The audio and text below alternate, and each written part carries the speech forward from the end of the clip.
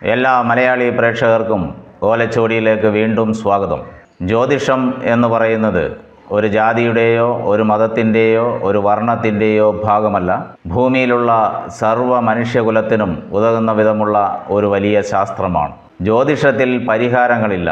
പരിഹാരം ചെയ്യാമെന്നും പറഞ്ഞ് ആരെങ്കിലും നിങ്ങളുടെ അടുത്ത് പൈസ ചോദിച്ചാൽ നിങ്ങൾ കൊടുക്കരുത്. ഞാൻ എൻ്റെ ഓരോ വീഡിയോയിലും ഇങ്ങനെയൊക്കെ അപ്പോൾ പറയുന്നത് കൊണ്ട് ഒരുപാട് പേര് എൻ്റെ അടുത്ത് കമൻറ്റിലും നേരിട്ടും ഫോണിലൂടെയെല്ലാം ചോദിക്കുന്നുണ്ട്, എന്തുകൊണ്ടാണ് പരിഹാരമില്ല എന്ന് പറയുന്നതെന്ന്. മനുഷ്യൻ അങ്ങനാണ്. ചില വലിയ വലിയ സത്യങ്ങളൊക്കെ അവരൊക്കെ അറിയാം, പക്ഷെ അവരത് വിശ്വസിക്കാറില്ല. ജ്യോതിഷത്തിൽ പരിഹാരമില്ല എന്നുള്ളതിന് ഒരുപാട് പേർ ചോദിച്ച ചോദ്യത്തിൽ നിന്നും ബാംഗ്ലൂരിൽ നിന്നും അരുൺ എന്ന് പറയുന്ന ഒരു വ്യക്തി ചോദിച്ച ചോദ്യമാണ് ഇത്. രണ്ടാമതായിട്ട് സാറിൻ്റെ എല്ലാ വീഡിയോസിലും ഒന്നിനും ഒരു പരിഹാരമില്ല എന്ന് പറയുന്നുണ്ട്. പക്ഷേ ബാക്കി എല്ലാവരും എന്ന് പറയുന്നില്ല, മിക്ക ആൾക്കാരും നമ്മൾ കേൾക്കുന്ന എല്ലാറ്റിലും ദോഷപരിഹാരം അല്ലെങ്കിൽ ഇപ്പോൾ സൈറ്റുകൾ നോക്കിയാലും ഇതിലൊക്കെ നോക്കിയാലും അല്ലെങ്കിൽ ആൾക്കാർ പറയുമ്പോഴും പല ജ്യോതിഷങ്ങളും പറയുമ്പോഴും അങ്ങനെ പറയുന്നുണ്ട്. സാറ് എന്തുകൊണ്ടാണ് പരിഹാരം ഇല്ല എന്ന് പറയണത്? അറിയാനുള്ളൊരാഗ്രഹം കൊണ്ട് ചോദിച്ചതാണ്. തെറ്റിദ്ധരിക്കില്ല എന്ന് വിചാരിക്കണം. ഒന്ന് സാധാരണ സമയം കിട്ടുമ്പോൾ ഈ രണ്ട് കാര്യങ്ങൾക്കൊരു ഉത്തരം തരുമെന്ന് പ്രതീക്ഷിക്കുന്നു. Thank you sir. ഒരിക്കൽ പരമശിവൻ ധ്യാനത്തിലിരിക്കെ നാരദ മഹർഷി ആഗതനായി പരമശിവനോട് പറഞ്ഞു, ഇനി വരാൻ പോകുന്ന 7.5 വർഷം ഏഴര ശനിയാണെന്നും പരമശിവന് 7.5 ശനിയുടെ കാലഘട്ടമാണെന്നും ആ കാലഘട്ടത്തിൽ ശനിയുടെ ദൃഷ്ടി പതിയുമെന്നും ശനിയുടെ ദൃഷ്ടി ആരുടെ മേൽ പതിഞ്ഞാലും അളവുക്കധികമായിട്ടുള്ള കഷ്ടകാലമാണെന്നുള്ളത് എല്ലാവർക്കും അറിയാം. അങ്ങനെ ശിവന്റെ മേൽ പതിയുമെന്നും ഒരുപാട് കഷ്ടങ്ങൾ അനുഭവിക്കാൻ പോവുകയാണെന്നും നാരദ മഹർഷി പറഞ്ഞു. ത്രികാലജ്ഞാനിയാണ് പരമശിവനെങ്കിലും നാരദ മഹർഷിയോട് പരമശിവൻ ചോദിച്ചു, ഇതിൽ നിന്നും രക്ഷപ്പെടാൻ എന്താണ് മാർഗമെന്ന്. പരമശിവനും നാരദ മഹർഷിയും തമ്മിലുള്ള സംഭാഷണത്തിന്റെ അവസാനം ശിവൻ തന്നെ ഒരു തീരുമാനത്തിൽ എത്തുകയായിരുന്നു. ഈ വരാൻ പോകുന്ന 7.5 വർഷക്കാലം ജലത്തിനടിയിൽ തപം ചെയ്യാം എന്ന് ഒരു തീരുമാനമെടുത്തു. അങ്ങനെ 7.5 വർഷക്കാലം ശിവൻ ജലത്തിനടിയിൽ തന്നെ ഘോരമായി തപം ചെയ്യുകയായിരുന്നു. ഒരുപാട് കഷ്ടങ്ങൾ അനുഭവിക്കേണ്ടി വന്നു.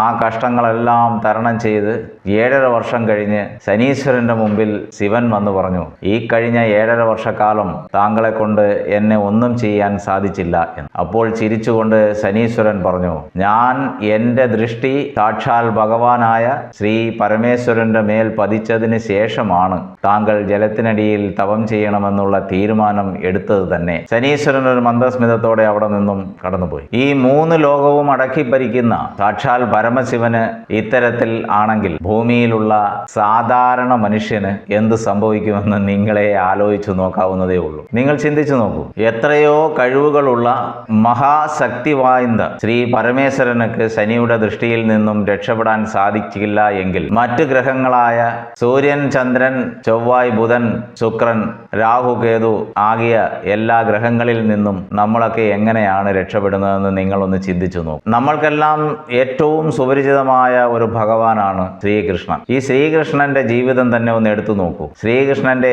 ജനനം തന്നെ ഒരു മഹാദുരന്തത്തിലാണ് തുടങ്ങുന്നത്. ശ്രീകൃഷ്ണൻ മരിക്കുന്നത് തന്നെ ഒരു വേടന്റെ അമ്പേറ്റ് മരിക്കുകയാണ്. ഇത്രയും കഴിവുകളുള്ള മായാജാല വിദ്യകൾ അറിയാവുന്ന, മന്ത്രതന്ത്ര വിദ്യകൾ അറിയാവുന്ന ശ്രീ കൃഷ്ണ ഭഗവാന് എന്തുകൊണ്ട് ആ വിധിയെ മാറ്റാൻ പറ്റിയില്ല? പൂർവജന്മ ശാപം. അപ്പോൾ ഭഗവാൻ ശ്രീകൃഷ്ണന് പോലും സ്വന്തം ജാതകമോ അല്ലെങ്കിൽ വിധിയെയോ മാറ്റാൻ സാധിക്കില്ല എന്ന് നിങ്ങൾ മനസ്സിലാക്കും. എന്തിനു പറയുന്നു? ശ്രീകൃഷ്ണന്റെ പുത്രന്മാരിൽ ഒരാൾ വളരെ ദൂർത്തനും മദ്യപാനിയും വളരെ മോശമായ സ്വഭാവമുള്ള ഒരാളുമായി. ശരി, തൻ്റെ സ്വന്തം വിഷയത്തിൽ തനിക്കൊന്നും ചെയ്യാൻ സാധിക്കില്ല എങ്കിൽ പോലും തൻ്റെ മകന്റെ കാര്യത്തിൽ എന്തുകൊണ്ട് വിധിയെ മാറ്റാൻ ശ്രീകൃഷ്ണന് സാധിച്ചില്ല?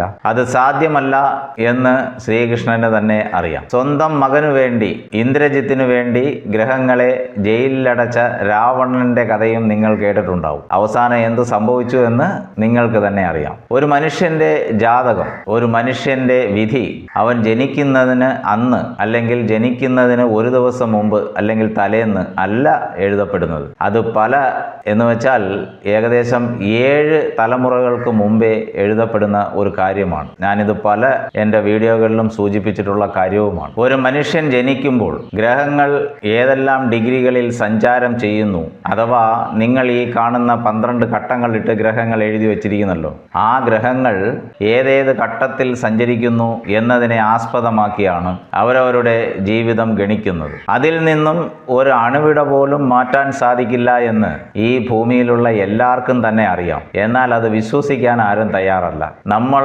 പരിഹാരമെന്നോ പ്രാർത്ഥനയെന്നോ ഒക്കെ പറഞ്ഞ് ഒരുപാട് കാര്യങ്ങൾ ചെയ്യാറുണ്ട്. പക്ഷെ അതൊന്നും നമ്മളുടെ ജീവിതത്തിൽ ഒരു മാറ്റവും സംഭവിക്കുന്നില്ല.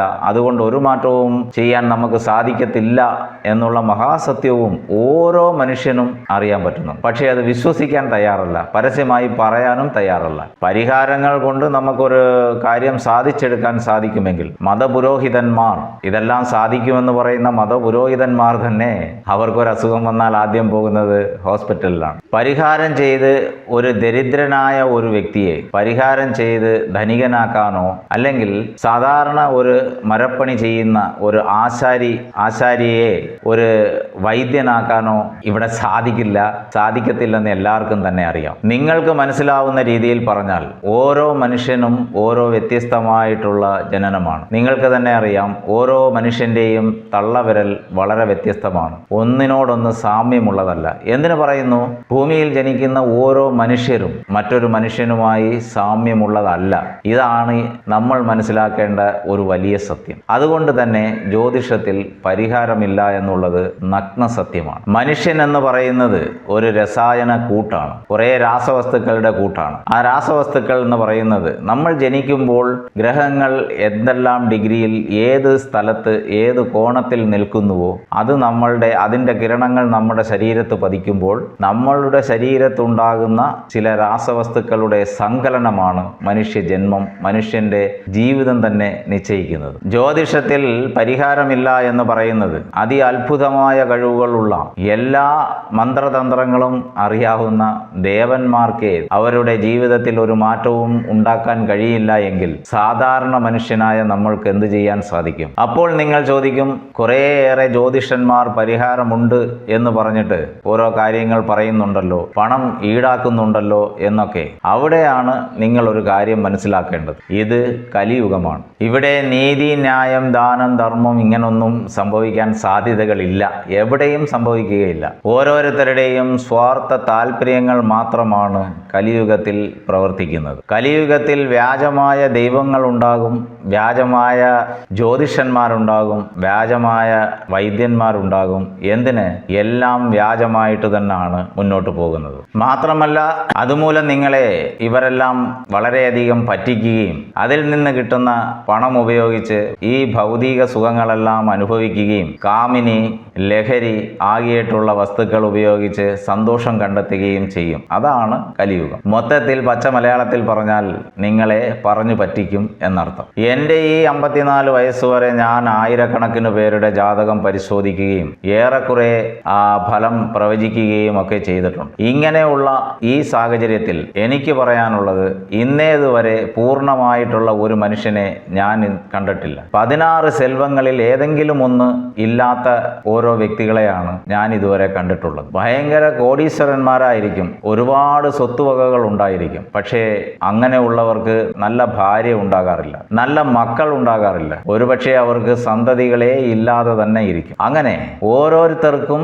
ഏതെങ്കിലുമൊക്കെ സെൽവങ്ങൾ ഇല്ലാതെയാണ് ഈ ലോകത്ത് ജീവിച്ചിട്ടിരിക്കുന്നത്. പരിഹാരം ചെയ്ത് സാധിക്കാമെങ്കിൽ എന്തുകൊണ്ട് ഈ മനുഷ്യരൊക്കെ ഈ അവരുടെ കുറകൾ പരിഹാരം ചെയ്ത് നികത്തുന്നില്ല? അല്ലെങ്കിൽ അവർക്കൊണ്ട് എന്തുകൊണ്ടാണ് അവർക്കത് നികത്താൻ സാധിക്കാത്തത്? ഇപ്പോൾ ഈ ലോകത്തെ ഒരു കോടീശ്വരൻ എന്ന് പറയുമ്പോൾ പരിഹാരം ചെയ്യാൻ എത്ര പണം വേണമെങ്കിലും അവർക്ക് ചെലവഴിക്കാം. പക്ഷേ എന്തുകൊണ്ട് അത് സാധിക്കുന്നില്ല എന്ന് നിങ്ങൾ തന്നെ ചിന്തിച്ചു നോക്കൂ. നിങ്ങൾ തന്നെ ഒന്ന് ചിന്തിച്ചു നോക്കൂ. 14 വർഷം കാട്ടിൽ വസിച്ച, 14 വർഷം കാനനവാസം ചെയ്ത ശ്രീരാമനെ കുറിച്ച് നിങ്ങളൊന്ന് ആലോചിച്ചു നോക്കൂ. എന്തുകൊണ്ട് ശ്രീരാമൻ, മഹാവിഷ്ണുവിന്റെ അവതാരമായ ശ്രീരാമന് എന്തുകൊണ്ട് ആ വിധിയെ മാറ്റിമറിക്കാൻ സാധിച്ചില്ല? അങ്ങനെ പരിഹാരം ചെയ്ത് എന്തെങ്കിലും മാറ്റാൻ സാധിക്കും എന്നുണ്ടായിരുന്നെങ്കിൽ മുക്കിന് പരിഹാരശാലകളായിരിക്കും നമ്മളുടെ നാട്ടിലുണ്ടാകുക.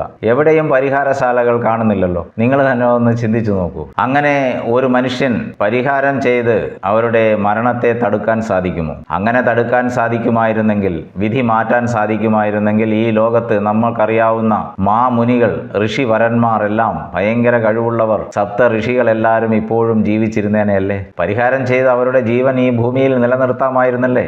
മന്ത്രോച്ചാടനം ചെയ്യുന്ന, ക്ഷേത്രങ്ങളിൽ പൂജ പുരസ്കാരങ്ങൾ ചെയ്യുന്ന ഒരുപാട് ബ്രാഹ്മണന്മാർ, ദരിദ്രന്മാരായിട്ടുള്ളവരെ എനിക്കറിയാം. എന്തുകൊണ്ട്? അവർക്ക് മന്ത്രതന്ത്രങ്ങൾ അറിയാം, മന്ത്രങ്ങൾ അറിയാം. എന്തുകൊണ്ട് ആ പരിഹാരങ്ങൾ ചെയ്ത് അവരുടെ ദാരിദ്ര്യം മാറ്റാൻ അവരെ കൊണ്ട് സാധിക്കുന്നില്ല? എത്രയോ മതപുരോഹിതന്മാരുടെ വീട്ടിൽ ഈ പറയുന്ന പരിഹാരമുണ്ട് എന്ന് പറയുന്ന പലരുടെയും വീട്ടിൽ തന്നെ മക്കൾ ദാസിമാരായി ജനിക്കുകയും കുടുംബത്തിൽ പ്രശ്നങ്ങൾ ഉണ്ടാക്കുകയും ചെയ്യാറുണ്ട്. എന്തുകൊണ്ട് പരിഹാരം ചെയ്ത് ദാസികളായി പിറന്ന മക്കളെ റാണിമാരാക്കാൻ ഇവരെ കൊണ്ട് സാധിക്കുന്നില്ല? പരിഹാരമുണ്ടെങ്കിൽ അറ്റ്ലീസ്റ്റ് നമ്മളുടെ സ്വന്തം പുത്രിമാരെ, ദാസിമാരായി ജനിച്ച നമ്മളുടെ പുത്രിമാരെ, സ്ത്രീകൾ രണ്ട് രീതിയിൽ ജനിക്കും. ഒന്ന് ദാസിമാരായിട്ടുള്ള ജനനവും, ഇന്നൊന്ന് റാണിമാരായിട്ടുള്ള ജനനവും. ഇതേക്കുറിച്ച് നമ്മൾ പിന്നീട് ഒരിക്കൽ ഒരു വീഡിയോ വിടുന്നതാണ്. അപ്പോൾ എന്തുകൊണ്ട് പരിഹാരം ചെയ്ത് സ്വന്തം ജീവിതത്തെ സന്തോഷമാക്കാൻ വേണ്ടി ഇവർക്കത് ചെയ്യാൻ സാധിക്കുന്നില്ല? എന്തിനു പറയുന്നു? ഈ പരിഹാരമുണ്ട് എന്ന് പറയുന്ന ജ്യോതിഷന്മാരുടെ വീട്ടിൽ തന്നെ അവർക്ക് 7.5 ശനി വരുമ്പോഴോ, അല്ലെങ്കിൽ അവരുടെ വീട്ടിലുള്ളവർക്ക് 7.5 ശനി വരുമ്പോഴോ, കണ്ടകശനി വരുമ്പോഴോ, ഇല്ലെങ്കിൽ ഗ്രഹങ്ങൾ വളരെ മോശമായിട്ട് സഞ്ചരിക്കുമ്പോഴോ അവരുടെ വീട്ടിലുണ്ടാകുന്ന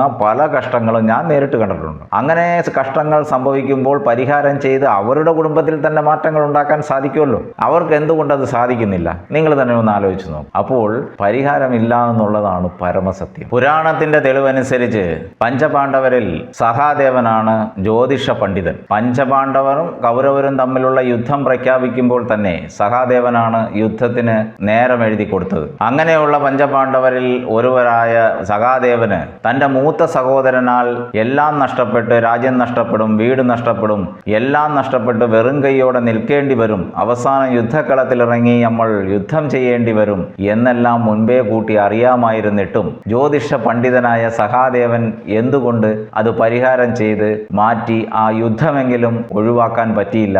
അതിൽ നിന്ന് നമ്മൾ എന്ത് മനസ്സിലാക്കണമെന്നാൽ ജ്യോതിഷത്തിൽ പരിഹാരമില്ല എന്നുള്ളതാണ് സത്യം. അറ്റ്ലീസ്റ്റ് സ്വന്തം സഹോദരന്മാരെയെങ്കിലും അമ്മയെയെങ്കിലും രക്ഷപ്പെടുത്താൻ, ഈ കഷ്ടങ്ങളിൽ നിന്ന് രക്ഷപ്പെടുത്താൻ വേണ്ടി എന്തുകൊണ്ട് സഹാദേവൻ പരിഹാരം ചെയ്തില്ല? നിങ്ങളൊന്ന് ചിന്തിച്ചു നോക്കും. ജ്യോതിഷത്തിൽ പരിഹാരം എന്നുള്ളതില്ല. ഞാൻ ഇത്രയും നാൾ പഠിച്ച, വായിച്ച പുസ്തകങ്ങളിലും ജ്യോതിഷ ജ്ഞാനമുള്ള ബുക്കുകളിലും ഒന്നിലും എനിക്ക് അതിൽ നിന്നും പരിഹാരമുള്ളതായിട്ട് ഇതുവരെ എനിക്ക് തോന്നിയിട്ടില്ല. ജ്യോതിഷം എന്ന് പറയുന്നത് ഒരു വഴികാട്ടി മാത്രമാണ്. നമ്മളുടെ ജീവിതത്തിൽ എന്തൊക്കെ നടക്കും, ഏതൊക്കെ സാഹചര്യത്തിൽ എന്തൊക്കെ നടക്കാൻ സാധ്യതയുണ്ട്, അതുകൊണ്ട് നമ്മൾ എങ്ങനെ ഇരിക്കണം എന്നൊക്കെ നമുക്ക് മുമ്പേ കൂട്ടി കാണിച്ചു തരുന്ന ഒരു ശാസ്ത്രമാണ് ജ്യോതിഷം. എല്ലാവർക്കും നന്ദി. ഓലച്ചുവടി.